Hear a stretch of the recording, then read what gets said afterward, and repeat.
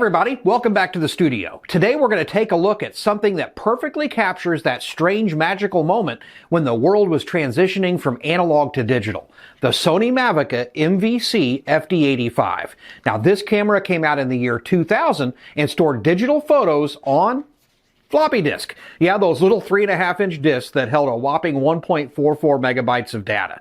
In this video, we're going to go over the history, design, quirks, and performance of the FD85. I'll even show you how it holds up in 2025. Let's dive in.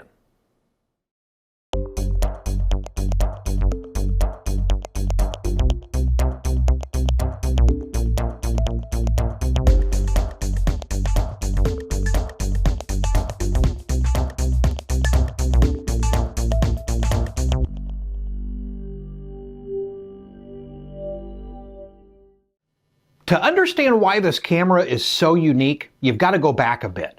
The Mavica name actually started in the early 1980s as a line of analog still video cameras. Yeah, figure that one out. But in 1997, Sony launched a line of digital Mavicas that were all about convenience.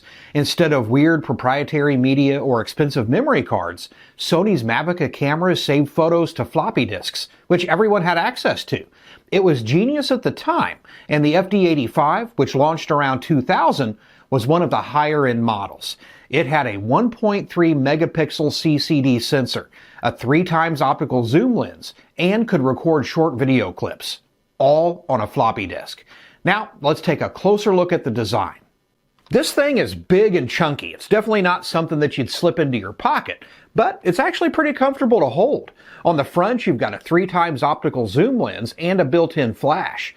On the top, you'll find the shutter button and a zoom rocker. And on the back is a 2.5-inch LCD screen, which at the time was considered pretty large. Now there's also a little directional pad at the bottom for basic controls for playback, delete, menu access. And of course, on the side, there's the floppy disk slot. You just slide in a floppy disk and you're good to go. Now, I do want to take a couple of minutes to take a look at the packaging and the software on this camera before we get a little bit deeper into it, because I just love this box.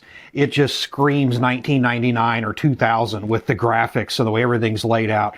I mean, it's talking about the 1.3 megapixel CCD on it, the movie mode, the floppy drive, everything that's on here. Something that I did find interesting is down here at the bottom, it does mention the fact that you can get a memory stick adapter for the floppy drive on this.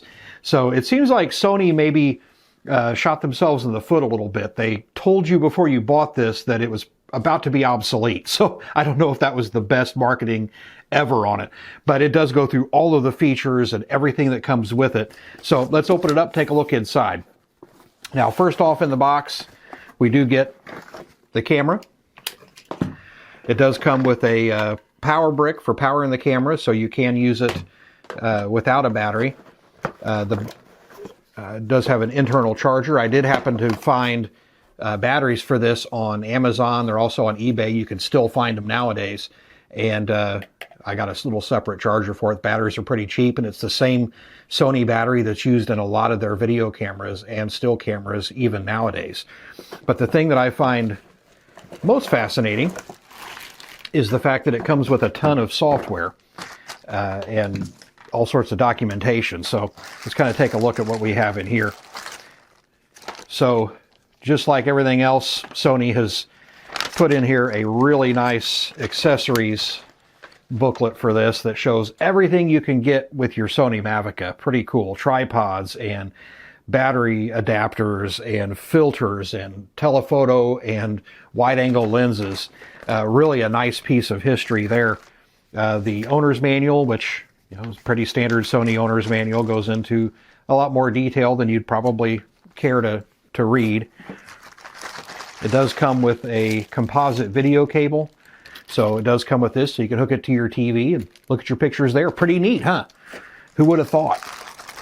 And then it does come with some software.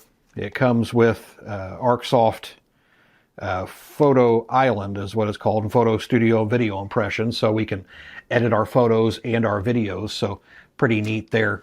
But that's what comes in the box. So let's continue on and we'll take a look at the software. All right, so for the software, we're going to use my HP Pavilion Windows 98 machine because should be of the era anyway. So we'll go ahead and get this booted up and get the software installed and see how this works out.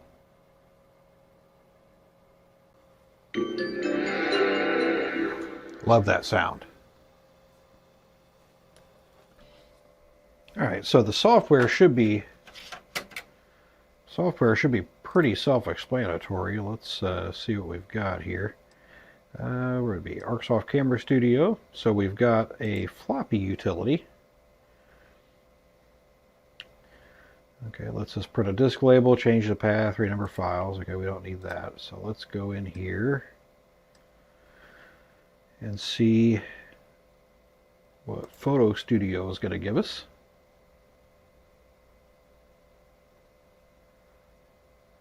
Version 2.0 for Windows. All right.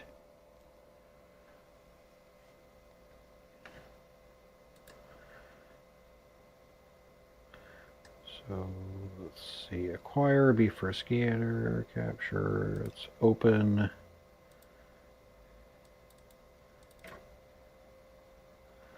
Some of the photos that I took here.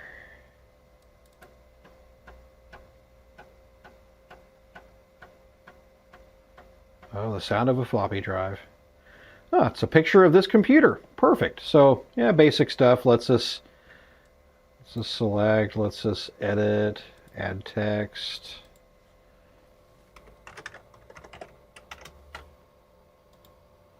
Oh, isn't that nice? So, a pretty basic utility. And just like with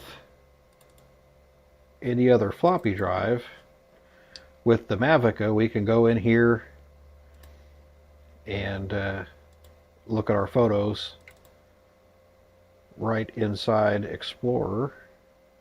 Just takes a few seconds for them to load. Remember, they're loading off of a 3.5-inch floppy drive. So there's that one. Now, a neat thing that I noticed, it automatically saves an email version of these photos, which are tiny.